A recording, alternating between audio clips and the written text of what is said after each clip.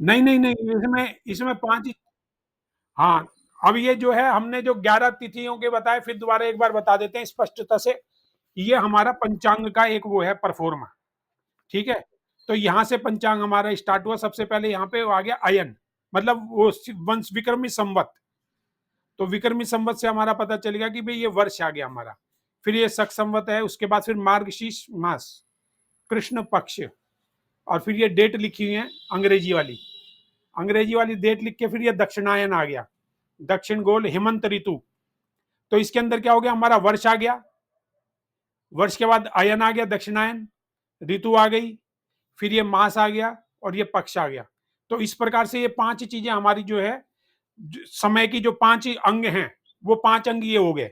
अब इसके बाद जो मुख्य पांच अंग है जिसका नाम से पंचांग पड़ा, तो वो मुख्य पांच अंग जो यहां से फिर से स्टार्ट कर दो। तो यहां आ गया हमारा तिथि, तिथि के बाद आ गया हमारा वार। ठीक है ना, तो वार कब तक है, उसके लिए यहाँ पे घटी पल लिखा हुआ है कि किस कितने घटी कितने पल तक वार है। और आपको घटी पल में ना समझ में आए इसके लिए घंटा मिनट दे दिया, क्योंकि ये जो आजकल व्यवहार में घंटा मिनट आता है। फिर नक्षत्र आ गया, फिर नक्षत्र कब तक है कितने घटी पल तक है, तो वो घटी पल आ गया। फिर वो घंटे मिनट के अंदर तब्दील कर दिया उसको कि इतने घंटे इतने मिनट हो गया। फिर नक्षत्र के बाद आ गया हमारा योग। फिर योग के आगे अब आगे आ गया हमारा करण, है ना। योग के घटीपल लिखे हुए, करण के घटीपल लिखे हुए। फिर सूर्योदय सूर्यास्त, क्योंकि सूर्योदय सूर्यास्त भी हमारे लिए अति आवश्यक होता है, क्योंकि दिनमान वगैरह निकालते हैं हम, दिनमान रात्रिमान, उसके आधार पे हमारे जो मुहूर्त निकलते हैं, है ना। तो मुहूर्त निकालने के लिए सूर्योदय सूर्यास्त बहुत आवश्यक होता है। तो इस हिसाब से हमारे जो है, और इसके बाद फिर हमारा आ गया, फिर ये तिथियां लिख रखी हैं अलग अलग। ये मैं सबके बारे में तो नहीं पता, ये कि जो किसकी प्रथमी का वाला है, फिर मुस्लिम तिथि है, फिर अंग्रेजी तिथि है। तो हमारे को अंग्रेजी तिथि से मतलब है, तो यहाँ पे अंग्रेजी तिथि लिखी हुई है, मतलब डेट। जैसे नवंबर 16 17 18 ये अंग्रेजी तिथि है, क्योंकि व्यवहार में अंग्रेजी तिथि है, तो इसके आधार पे हम सारा का सारा पंचांग को सेलेक्ट करते हैं। तो व्यवहार में अगर हम ये वाली ले आए सारी की सारी, तो हमारे को फिर आदत हो जाएगी, तो फिर अंग्रेजी तिथि की जरूरत नहीं पड़ेगी। फिर ये चंद्रमा का चार है कि चंद्रमा कब कब कौन सी राशि में गया। उसके बाद ये विवरण है, किसी का कोई सा त्योहार है, वो है कि कभी कि हमारा कि भाई भद्रा आ रहा है, भद्रा काल आ गया। इसी प्रकार से हमारा जो पंचक होता है, तो ये सारी चीजों के विवरण यहाँ दिया होता है। और इसके बाद ये जो है, मैं आपको ये पूरा पंचांग का ही वो पूरा विवरण हमने बता दिया। तो ये बची जो ये चीज बची है, तो इसको भी बता देते हैं। इसमें क्या है कि दो समय की, सूर्य उदय के काल की दो पत्री बनाई है, मतलब 7 7 दिन के अंतर पे दो पत्रियां इसके अंदर बनी हुई हैं। आपने इसमें यहाँ पे पत्रियों में वो भी देखा होगा, यहाँ लिखा हुआ 23 नवंबर, और यहाँ लिखा हुआ है 9 दिसंबर, 1 दिसंबर, 1 दिसंबर सॉरी।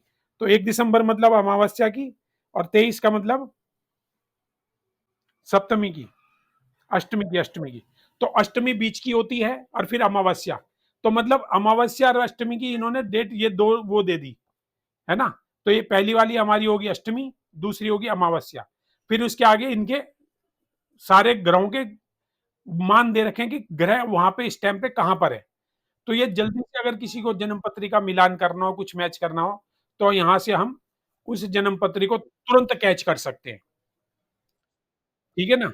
तो ये हमारा जो है पंचांग का मतलब 11 अंग जो हमारे हैं किसके, काल के।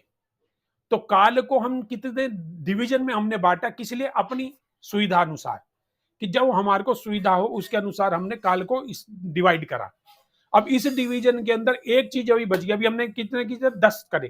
पहले 5 ब्रॉड हमारे जो डिवीजन है, वो एक ऊपर लाइन में जो लिखे थे हमने बताया आपको, जिसमें हमारा वर्ष आ गया, है ना, अयन आ गया, गोल आ गया, ऋतु आ गई, मास आ गया, पक्ष आ गया। और नीचे हमने अभी को बताया तिथि, वार, नक्षत्र, योग, करण, है ना। तो 5 ये हो गए। हाँ हाँ, तो ये अभी जो हमारे बाकी कुछ जने नहीं आए थे बीच में, किसी कामवश के किसी उसके वश, तो हमने ये अभी ओवरऑल वो बता रहे हैं कि हमने कहा जब तक सारे के सारे हमारे लोग जुड़े, तब तक थोड़ा सा ओवरव्यू हम दे दें। तो वो ओवरव्यू हमने इस प्रकार से दिया है अभी। तो अभी आगे बताएँगे करण और लगन, ये 2 चीज़ हमारी बच गई हैं। तो जो मैं 11वाँ आपको बता रहा था, 11 हाँ जी, हाँ जी। करण का जो 5 ही वो हो गए ना, पंचांग के हिस्से में करण आ गया। हाँ, और लास्ट बचता है हमारा लगन।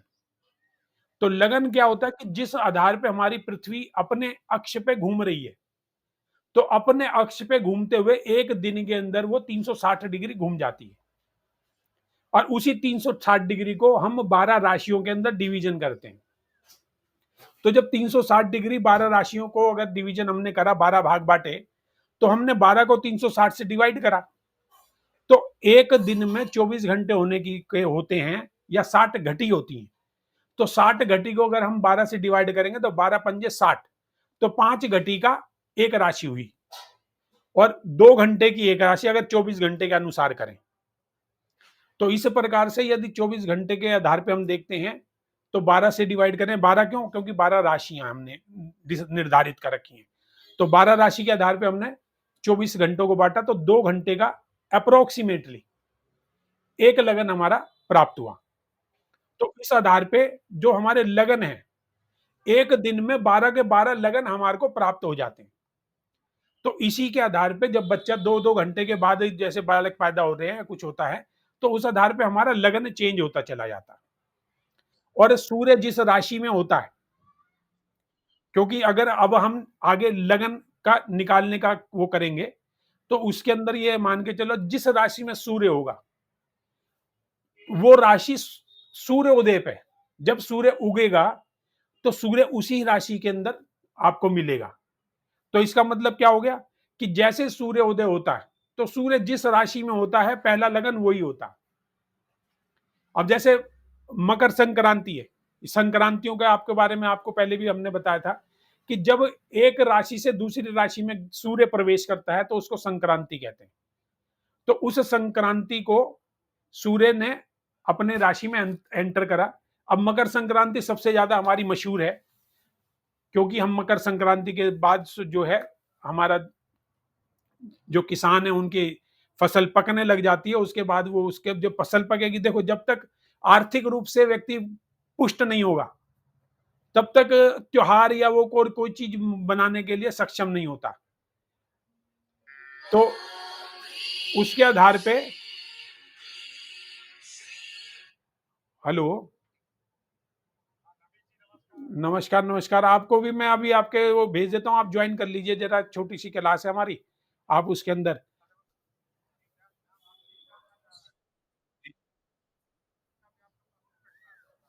हाँ, सेपरेट है, उसके लिए अभी हम जो है ये अगस्त में वो करते हैं उसको। अभी आप थोड़ा-सा जॉइन कर लीजिए, बाकी चर्चा फिर हम बाद में करेंगे।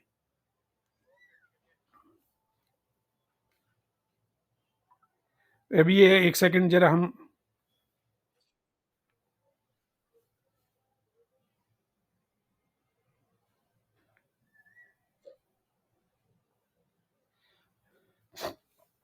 तो ये जो है हमारा लगन के हम बारे में चर्चा कर रहे थे। तो इस लगन के आधार पे हम जो है पूरे जन्म पत्री हमारी बनती है। तो जब सूर्य हमारा सूर्योदय पे उगता है, अब जैसे हमने मकर संक्रांति की बात करी, तो मकर संक्रांति का मतलब हो गया कि जब सूर्य मकर राशि में प्रवेश किया, वो हमारा 14 जनवरी के आसपास प्रवेश करता है। अच्छा, इसके अंदर एक चीज और है कि सूर्य की जो प्रवेश का डेट है, वो फिक्स है। अगर मकर संक्रांति 14 की है, तो वो 14 की रहेगी। लेकिन उसके अंदर हमने बताया कि 78 साल का एक वो पीरियड होता है। 78 साल में धीरे-धीरे खिसकते-खिसकते वो 1 दिन आगे तक जाने की संभावना रहती है। तो जैसे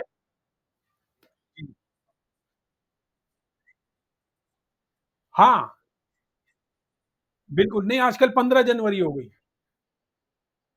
हाँ, हाँ, लोग नहीं कर रहे हैं। 15 तारीख को, हाँ, 15 जनवरी को आना स्टार्ट हो चुकी है, क्योंकि वो रात्रि के अंदर 15 जनवरी कन्वर्ट हो जाती है। अगले 1-2 साल के अंदर 15 जनवरी ही, क्योंकि सूर्योदय पे 15 जनवरी आएगी, तो 15 जनवरी ही मनाई जाएगी। क्योंकि संक्रांति का एक और है, क्योंकि ये तो हमारा मुहूर्त के अंदर हम बताएँगे कि संक्रांति जो 4 भाग हमारे जो हैं, दिनमान और रात्रिमान, सूर्योदय, सूर्य का मध्यकाल, सूर्य का अस्तकाल, फिर रात्रि का मध्यकाल और सूर्योदय। तो ये जो 4 पार्ट के अंदर हमारा पूरा का पूरा 24 घंटे डिवीजन है, तो संक्रांति कौन से पार्ट में हुई उसके आधार पे वो आगे मानी जाएगी, पीछे मानी जाएगी, उसका भी पूरा का पूरा मुहूर्त के अंदर हमारा विश्लेषण है। तो वो चीज़ मुहूर्त की है, क्योंकि वो पूरा का पूरा एक आपके मान के चलो कि 2 पे 2 क्लास का हमारा वो है, 2 क्लास का विषय है।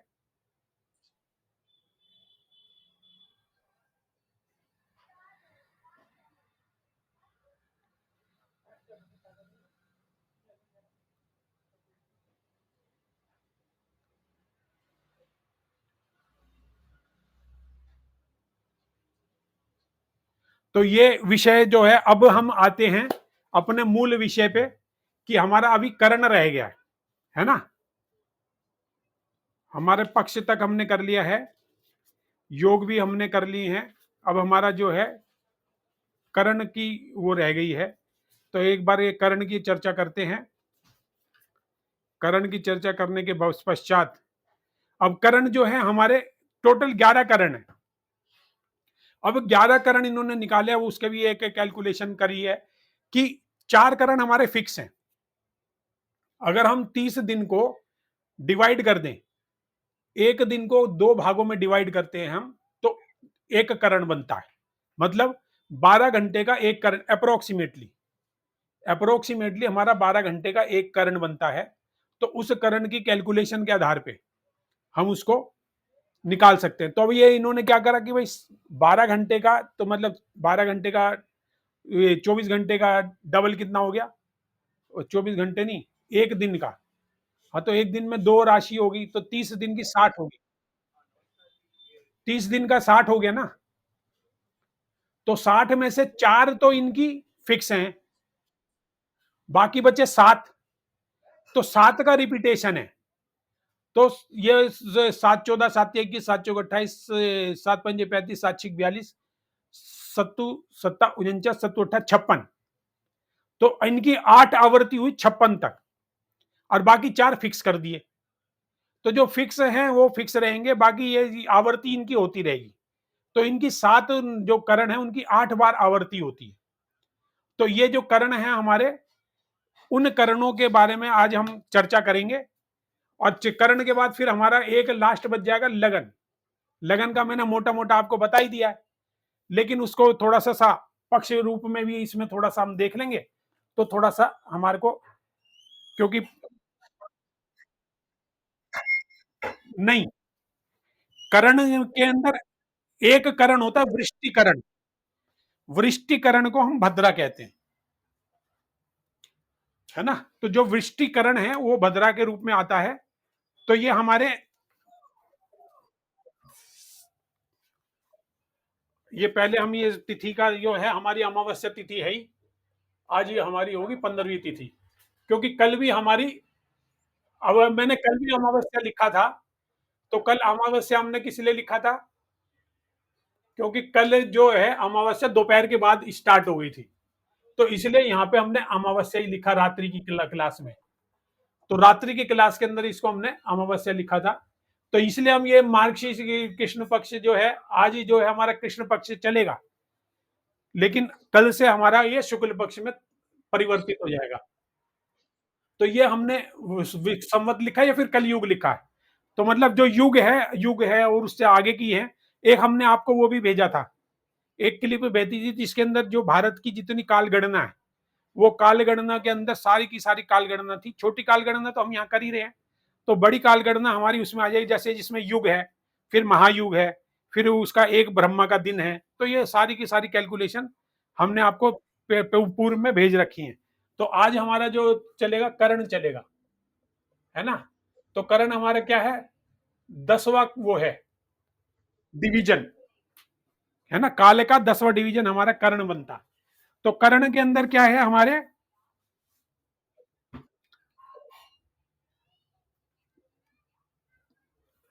हमारे 11,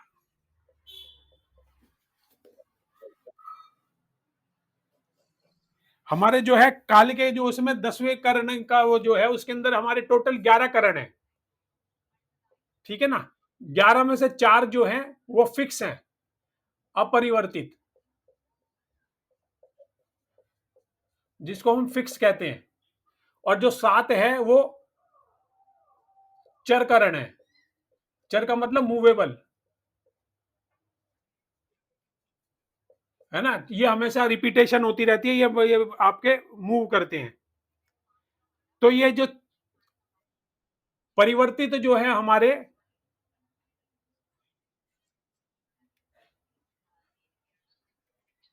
सबसे पहले हो गया हमारा शकुनी, दूसरा हो गया हमारा चतुष्टय, तीसरा हो गया हमारा नाग, चौथा अपना वो, जब आपको कुछ नहीं करना हो तो अपना माइक बंद कर दिया कीजिए, किस्तुग्न। तो ये 4 हमारे हो गए फिक्स कर्ण। और जो मूवेबल हैं वो 7 हैं। पहला हो गया हमारा बव, दूसरा हो गया हमारा बालव, तीसरा हो गया हमारा कौलव, चौथा हमारा तैतिल हो गया, पांचवा गर, छठा वणिज, सातवां वृष्टि, जिसको हम भद्रा भी कहते हैं। ठीक है ना? तो ये हमारा, ये हो गया चरण जो मूवेबल है। तो करण जो मूवेबल हैं वो हमारे 7 हैं, और 4 हमारे। तो इनको किस तरह से फिक्स किया? ये सारे फिक्स है कि कब कब कौन कौन आएगा, ये सारे के सारा फिक्स है। तो इसकी जो है हमारा कृष्ण पक्ष और शुक्ल पक्ष, इन दोनों पक्षों में इसका डिवीजन है। तो शुक्ल पक्ष में क्या कौन कौन से हैं, कृष्ण पक्ष में कौन कौन से आते हैं? तो ये भी पूरे के पूरे बराबर, क्योंकि ये वही 7 जो मूवेबल हैं। टोटल हमारी कितनी तिथियां होगी? तिथि है हमारी कितनी? 30। तो और एक तिथि में 2 करण होते हैं। ठीक है ना? तो इसको 2 से डिवीजन करें तो टोटल 60 करण हो गए। 60 में से 4 जो फिक्स है उसको निकाल दिया तो 56। तो 7 56, 8 आवर्ती होंगी। 8 आवर्ती के अंदर ये पूरा का पूरा वो करेंगे। तो सबसे पहले हम यहां पे लगाते हैं, इसकी हम टेबल बना लेंगे एक। तो ये हो गया हमारा सबसे पहले तिथि, उसके बाद पूर्वार्ध। पूर्वार्ध का मतलब उस तिथि का पहला पार्ट, फिर उत्तरार्ध, दूसरा पार्ट, फिर आ गया हमारी तिथि, फिर पूर्वार्ध, फिर उत्तरार्ध। ठीक है ना? तो ये हो गया हमारा शुक्ल पक्ष, ये हो गया हमारा कृष्ण पक्ष। अब इसमें हमारी 15-15 तिथियां हैं। तो 1 2 3 4 5 6 7 8 9 10 11 12 14 15। तो ऊपर वाली थोड़ी सी ज्यादा हो गई, तो इनको हम थोड़ा सा तारतम्यता बनाने के लिए इसको हम क्या करेंगे, इसको हम 3 भागों में बांट देते हैं यूं। तो 1 2 3 4 5 6 7 8 9 10 11 12 13 14 15। अब ये थोड़ा सा हमारा ठीक हो गया। तो इसमें पहले आ गया हमारा, अब इसके अंदर जो हमारी तिथि आती है, तो यहां पर हमारी तिथि आ गई। एक सेकेंड, हेलो। तो इसमें जो तिथि आ गई हमारी 1 2 3 4 5 7 8 10 11 13 14 15। अब इसमें जो 15 तिथि हैं, इसके अंदर अब फिक्स वाले कहां कहां पर है? तो यहां पे जो है कृष्ण पक्ष की जो ये वाली तिथि है, चतुर्दशी, तो चतुर्दशी का लास्ट वाला जो है हमारा वो है शकुनी। फिर यहां पे आ गया हमारा चतुष्पद, यहां पे आ गया हमारा नाग। तो ये हमारी जो है 30वीं तिथि हम कर लेते हैं क्योंकि ये 30वीं तिथि है। और नाग के बाद अगला आ गया यहाँ पे किस्तुग्न।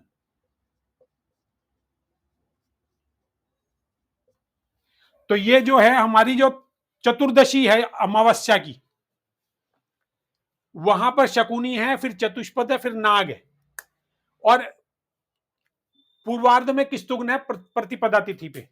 तो आप देखोगे कि जो हमारे मुहूर्त हैं, मुहूर्त में चतुर्दशी तिथि में कोई मुहूर्त नहीं रखा जाता अमावस्या को। अगर होगा तो वो पूर्वार्ध में हो सकता है, पूर्वार्ध में भी मुश्किल ही होगा क्योंकि वो भद्र आ जाएगा।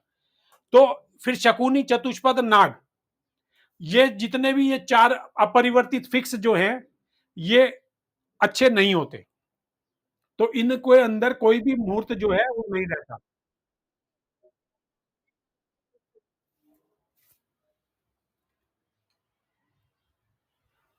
तो ये जो अब दिख रहा है ना, चतुर्दशी अमावस्या की, कृष्ण पक्ष की चतुर्दशी का लास्ट, अमावस्या के दोनों, और शुक्ल पक्ष की प्रतिपदा का किस्तुग्न। तो ये क्या है, हमारे खराब करण माने जाते हैं, इसके अंदर कोई भी शुभ कार्य नहीं किया जाता। तो इसीलिए प्रतिपदा, शुक्ल पक्ष की प्रतिपदा आपने देखी होगी कि वो भी कभी अच्छे मुहूर्त के अंदर वो कार्य नहीं करती है। तो इसके आधार पे ही हम सारे के सारे मुहूर्त जो, क्योंकि हमारा ये जो पंचांग हम किस लिए बना रहे हैं, मुहूर्त के लिए। तो ये जो मुहूर्त है, उस मुहूर्तों के आधार पे ही हमारे सारे के सारे शुभ कार्य होते हैं, है ना। तो शुभ कार्य देखने के लिए हमारे को मुहूर्त की आवश्यकता पड़ती है। अब इसके अंदर क्या है, अब इसमें हम क्या है, रिपीटेशन वाला करेंगे। अब यहां से शुक्ल पक्ष से इसमें स्टार्ट करा हमने, भव, बालव, कोलव, तैतिल, गर, वाणिज्य, और उसके बाद फिर वृष्टि, भद्रा। ठीक है ना। तो ये हमारे कितने हो गए, 1 2 3 4। फिर पांचवें से फिर भव स्टार्ट हुआ, बालव, कोलव, तैतिल। तो इस प्रकार से ये हमारी टेबल बन जाएगी, गर, वाणिज्य और वृष्टि। वृष्टि के साथ हम भद्रा लिखे जा रहे हैं क्योंकि भद्रा काल आपने सबने सुना होगा कि भद्रा काल हमारा अशुभ होता। तो ये अशुभ भद्रा काल यही है जो 12 घंटे का रहता। तो जब ये पूर्वार्ध में पड़ता, मतलब दिन के अंदर पड़ता है, तो ये हमारा खराब होता है। अब दिन रात का भी इसके अंदर अंतर क्या हो जाता है कि जिस प्रकार से हमारा पक्ष का तिथि आरंभ होगी, तो तिथि आरंभ से 12 घंटे, तो इस प्रकार से ये चलता है। वृष्टि के बाद फिर आ जाएगा हमारा भव, मतलब इसको हमने रिपीट करना बार बार, 8 बार रिपीटेशन होगी। कोलव, तैतिल, गर, वणिज और भद्रा। इसके अंदर भद्रा हमने पहले लिख दिया, तो वो कोई ऐसी दिक्कत नहीं है। फिर यहाँ पे भव, बालव, कोलव, तैतिल, गर, वणिज, वृष्टि, भव। क्योंकि इसमें भी थोड़ा सा ये ध्यान रखना कि हमारी गलती ना हो। बालव, कोलव,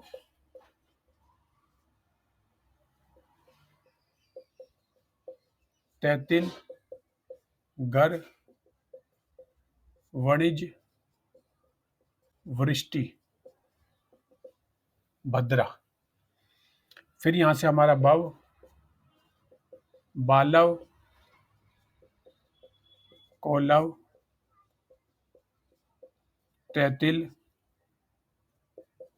गर, वणिज, वृष्टि, भद्रा के बाद फिर हमारा वही चालू हो जाएगा बव से, बव बालव, कौलव, तैतिल, गर, वणिज, भद्रा, फिर भद्रा के बाद फिर आ जाएगा बव, बालव, कौलव, तैतिल, वणिज, नहीं यहाँ गर आएगा ना, तैतिल के बाद गर, वणिज, वृष्टि, भद्रा। तो इस प्रकार से जो है हमारा करण चलते हैं, है ना। तो करण का मुख्य काम क्या है, इसके अंदर भी हम जो जैसे मुहूर्त हम निकालते हैं, तो मुहूर्त में हम ये पांचों चीजें अवश्य रूप से देखते हैं, है ना। अब जैसे कोई सा भी मुहूर्त है, जैसे हमने मान लिया कि जैसे गृह प्रवेश का है, तो सबसे पहले हम क्या देखेंगे, उसके अंदर मास देखते हैं। तो मास तो हमारा ऊपर आ ही जाएगा, तो उस मास के अंदर अगर वो नहीं है मास, तो इसका मतलब पूरा का पूरा महीना खाली है। मास भी आ गया हमारा, पक्ष भी ठीक हो गया, नक्षत्र भी ठीक हो गए, ये भी हो गए। तो लास्ट में हम क्या देखेंगे कि भद्रा तो नहीं पड़ रही है। भद्रा हम सब विचार करते हैं, है ना, भद्रा ना पड़े, और जो लास्ट के जो चार है जो फिक्स हैं वो ना हो, तो ये हमारे खराब होते हैं, भद्रा और चार जो फिक्स है। बाकी जो हमारे 6 करण है वो ग्राह्य हैं, और कोई कोई करण किसी किसी चीज में ज्यादा अच्छा रहता है।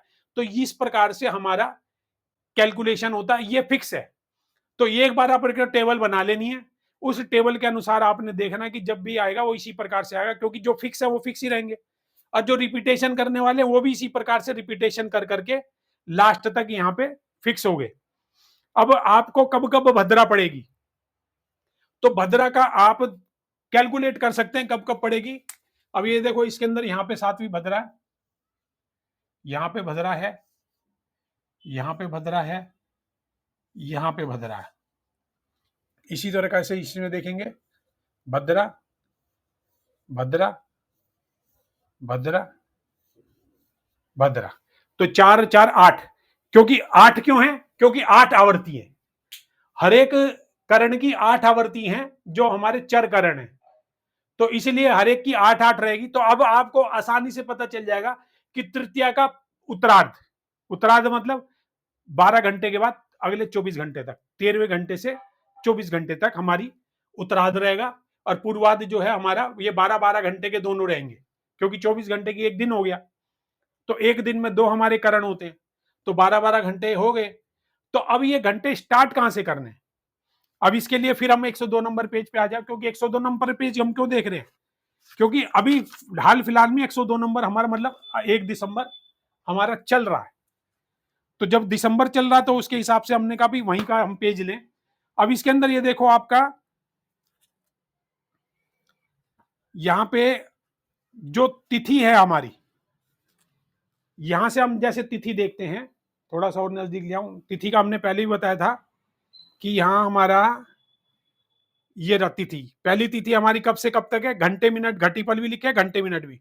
अब तिथि जो है हमारी 23 घंटे 51 मिनट तक है, ठीक है ना, ये लास्ट है तिथि का।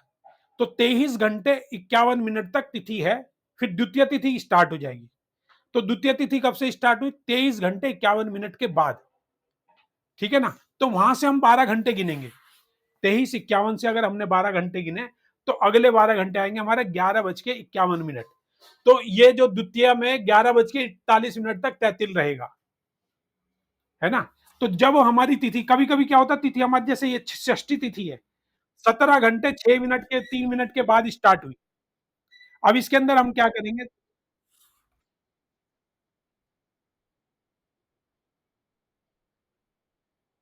23 घंटे का मतलब आपको पता नहीं, रेलवे टाइम जो 23 घंटे का मतलब रात्रि 11:51। हम्म।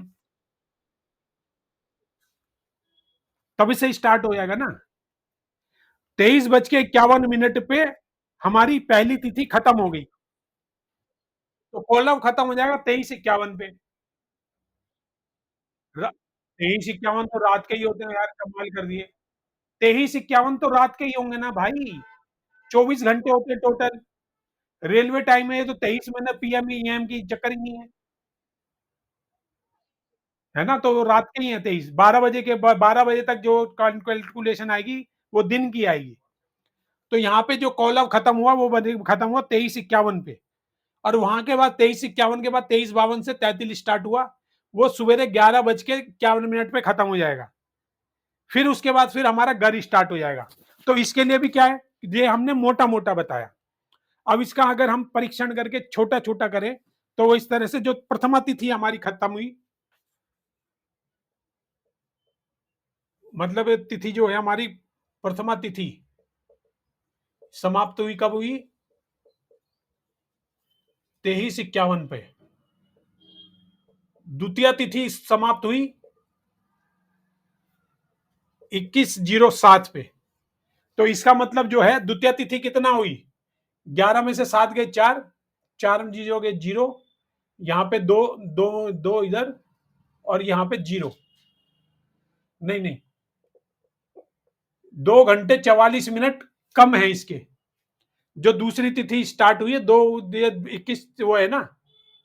अब 23 घंटे के बाद ये जो 24 घंटे होंगे, उसके बाद 21 में, तो इसका मतलब क्या हो गया, 21-07 में हमने 9 मिनट मिलाने। तो 9-10-16, 21-16।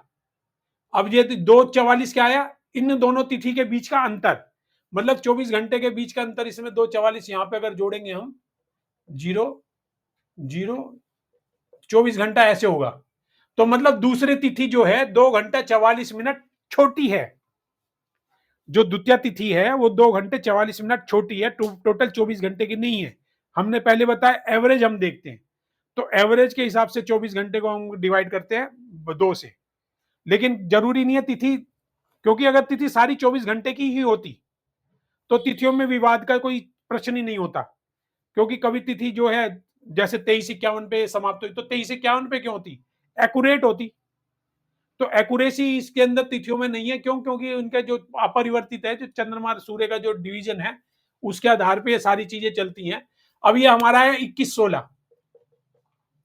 21-16 को हम 2 से डिवाइड करेंगे। तो 2 से जब हम 21-16 को डिवाइड करेंगे, ये भी आपको लगेगा कि थोड़ा सा टिपिकल है, 2 एकन 2, 1 आया, तो यहाँ पे 1 इससे जा नहीं रहा, तो 0 आएगा। अब ये तिथि का क्या है, घंटे। 1 घंटे में कितने मिनट होते हैं? 60 मिनट। और ये 16 को यहां से नीचे उतार लो, तो ये कितना होगा? 60 और 16, 76। 76 को 2 से फिर करेंगे, तो 2 एकन 2, 2 तिया 6,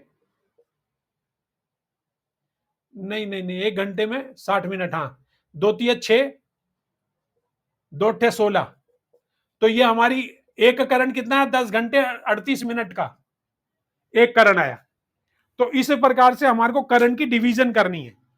मोटा मोटा तो हमने कह दिया कि आधा दिन, लेकिन अगर दिन ही हमारा 21 घंटे 16 मिनट का है, तो है ना, तो एक दिन की हमने पहले पंचांग से वो निकालनी है। तभी तो पंचांग हम देखते हैं भाई, पंचांग से हमारे को एक्यूरेट पता चल जाएगा कि दिन कब खत्म हो रहा है ना। नहीं, तभी तो तिथियों का विवाद आता है कि भाई एकादशी तिथि कब मनाए हम।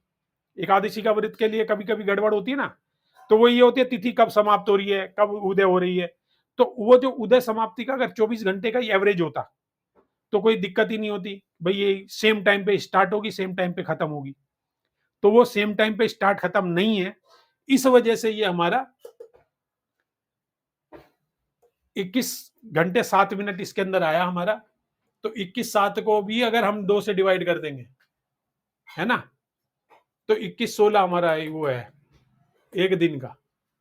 क्योंकि 21 घंटे 7 मिनट तो इसके, और जो 24 घंटे में ये जो कमी बच गई है 9 मिनट की, वो हमने जोड़ना है इसमें। तो इस प्रकार से हमने विचार करना है, ठीक है ना। तो इसमें किसी को कोई दिक्कत तो नहीं आई? बहुत सिंपल है। लेकिन क्या है, आपको पंचांग में ध्यान से देखना पड़ेगा तिथि कितनी बड़ी है। हाँ जी, कोई पूछना चाहता है कुछ?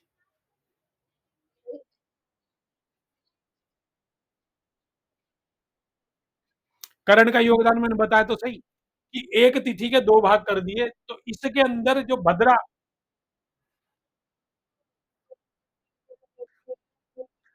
जन्मपत्री में नहीं, ये मुहूर्त के अंदर काम होता है। जो पंचांग है हमारा, वो मुहूर्त के अंदर काम में आता है।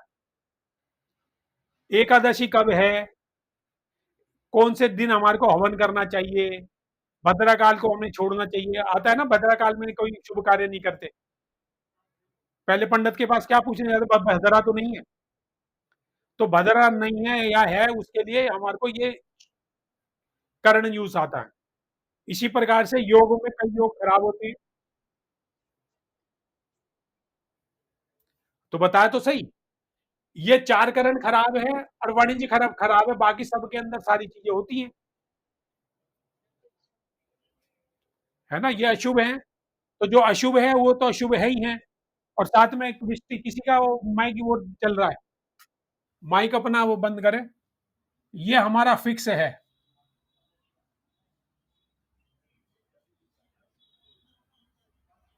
ये वाला फिक्स है और ये वाले चार तीन फिक्स हैं।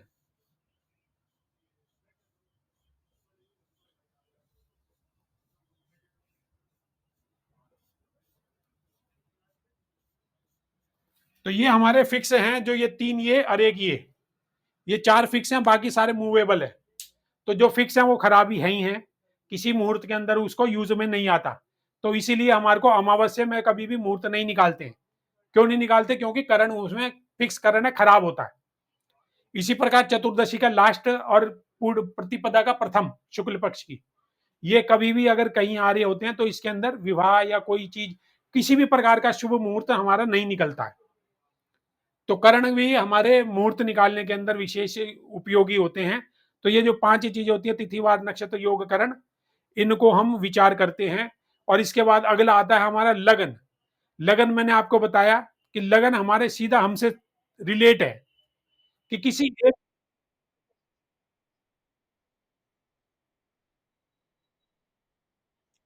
सब चीज का इसी, जैसे हमने एक तिथि का करण का निकाला ना आपके सामने, कि भाई तिथि में कितना अंतर आया, एक तिथि कितनी है। इसी प्रकार से नक्षत्र हम देखते हैं। अब जैसे कोई सवेरे का सूर्योदय का नक्षत्र कोई और हो सकता है, और बच्चा जब पैदा हुआ उसका नक्षत्र कोई और हो सकता है। तो वो नक्षत्र कब से कब तक है, उसका क्या वो है। इसी प्रकार से हमारा इष्ट काल, आपने नाम सुना होगा इष्ट काल का। तो इष्ट काल का मतलब क्या होता है, कि हम जितने भी नक्षत्र वगैरह या सूर्य आदि के जो चार है, वो जन्म पत्री में या हमारे मुहूर्त के अंदर, पंचांग के अंदर एक टाइम के होते हैं। अब जैसे कहीं अधिकतर पंचांगों में 5:30 बजे का टाइम है, कि 5:30 बजे सूर्य कहां पर था, चंद्रमा कहां पर था, मंगल कहां पर था, बुध कहां पर था, उसका पूरा डिटेल होता है हर एक पंचांग में, है ना। तो उस डिटेल के आधार पे हम ये देखते हैं कि ये उनका मूवमेंट अब कहां चल रहा है, सूर्योदय से। नहीं नहीं नहीं, इसके अंदर फर्क नहीं होता है। ये 5:30 बजे के टाइम जो है ना, IST 7:30 बजे, 5:30 बजे।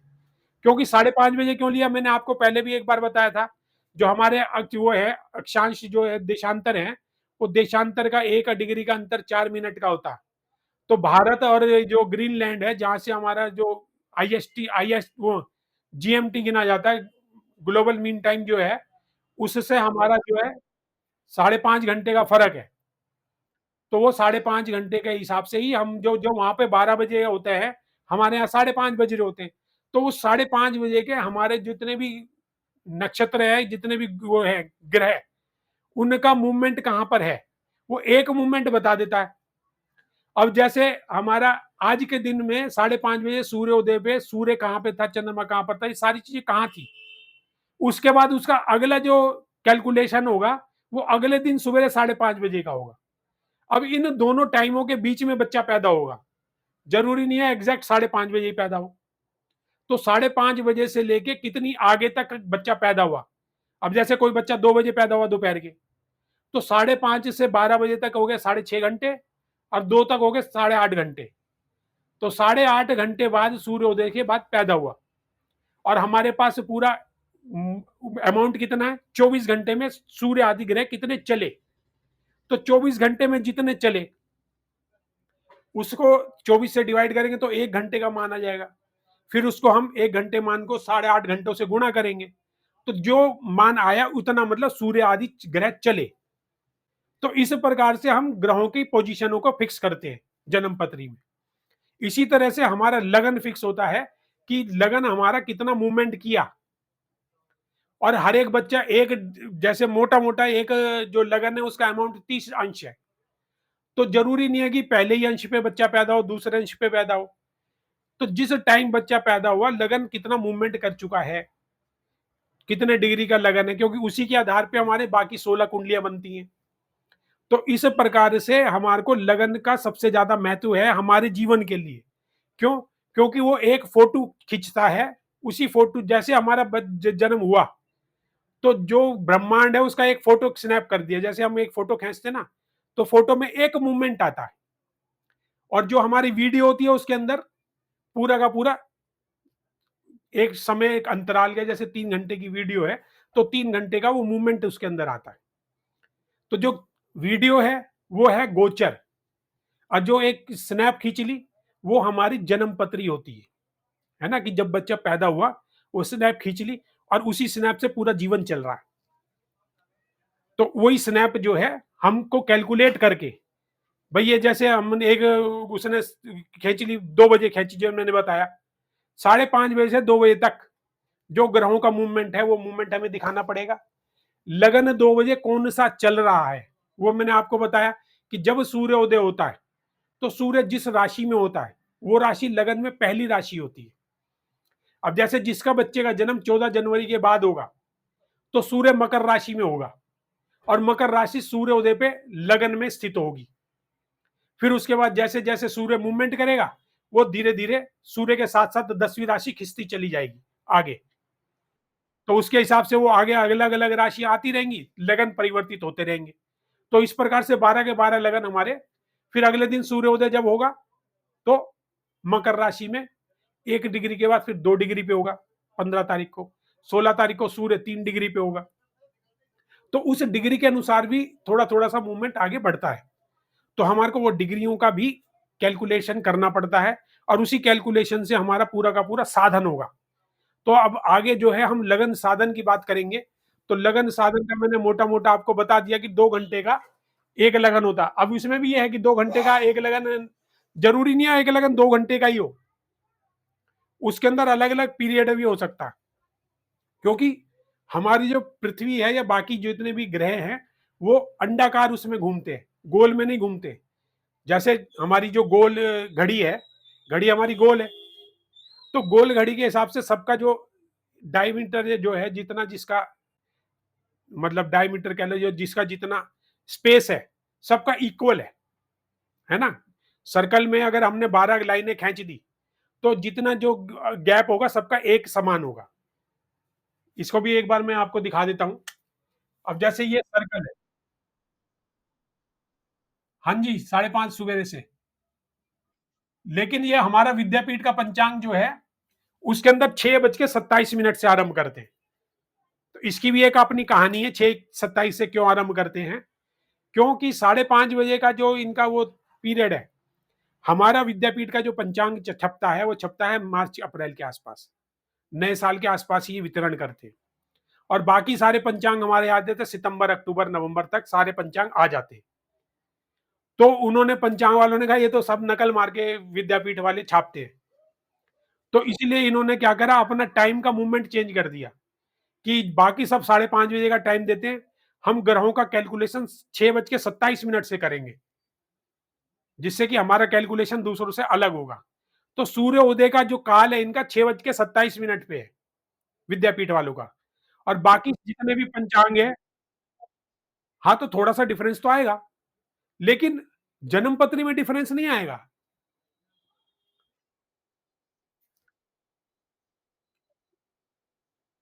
बिल्कुल, मूवमेंट में देखो मैं बताता हूँ उसमें अंतर क्यों नहीं आएगा। आपने 5:30 बजे का है सब में, अगले दिन भी 5:30 बजे का है। तो 5:30 से 5:30 24 घंटे हो गए। ये 6:27 से स्टार्ट होगा, अगले दिन भी 6:27 से स्टार्ट होगा। ये भी 24 घंटे हो गए। अब इसके अंदर जितना अंतर होगा, उसमें उतना ही अंतर यहाँ पर भी होगा। जैसे सूर्य यहाँ पे 5 5 डिग्री 15 अंश का है, तो यहाँ पे 5 डिग्री 16 अंश का होगा, है ना? इसी प्रकार से यहाँ पे 5 डिग्री 15 अंश और ये 10 कला है, तो यहाँ पे भी 5 डिग्री 16 अंश 10 कला होगा। तो वो इसके अंदर जितना मूवमेंट इसमें आगे आ गया उतना मूवमेंट ये आगे दिखाई देगा। तो उसमें कैलकुलेशन में कोई अंतर नहीं आता। आप कभी भी कर लो, क्योंकि 24 घंटे उन्होंने देखने ना। आपने 24 घंटे 5:30 से लिए, हमने 24 घंटे 6:27 से लिए। आपका 2 बजे कितना आएगा? 2 बजे का जब बच्चा पैदा होगा, तो आपका जो मूवमेंट होगा वो 8:30 घंटे का होगा और इनका मूवमेंट थोड़ा कम होगा। इनका मूवमेंट ये 6:27 के बाद यहाँ पे आ जाएगा 5:33 और 2 घंटे। ये आएगा हमारा 7 घंटे 33 मिनट और इसका आएगा 8 घंटे 30 मिनट। तो ये जो जितना अंतर आएगा उस अंतर के हिसाब से कैलकुलेशन होगा। तो कैलकुलेशन में कोई अंतर नहीं आएगा, कैलकुलेशन सेम रहेगा। बस इन्होंने अपना टाइमिंग अंतर कर दिया। तो टाइमिंग अंतर करने से कैलकुलेशन मतलब जो 5:30 बजे ग्रहों की चार दिखाई देगी 6:27 पे उससे डिफरेंट होगी, क्योंकि 6:27 तक 5:30 बजे से 6:27 तक कितना चल गया है ना, 5:30 से 6:27 तक 50।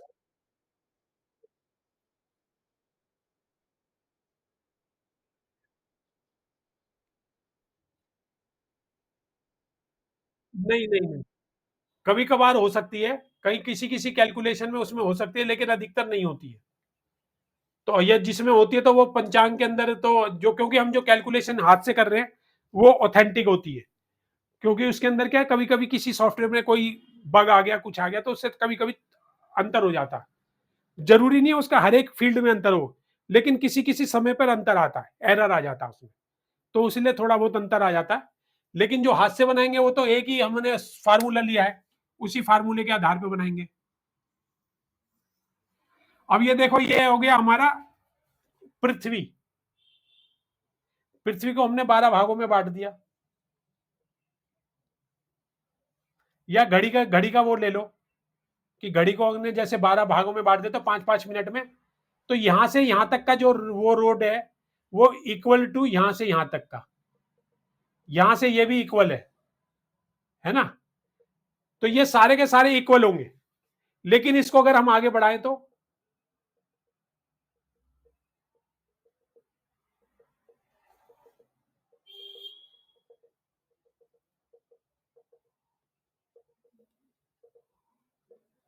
अब जो ये है इसके इक्वल ये तो नहीं है और इसके इक्वल ये नहीं है, तो इसका इसका इसका तीनों का मान अलग अलग आएगा।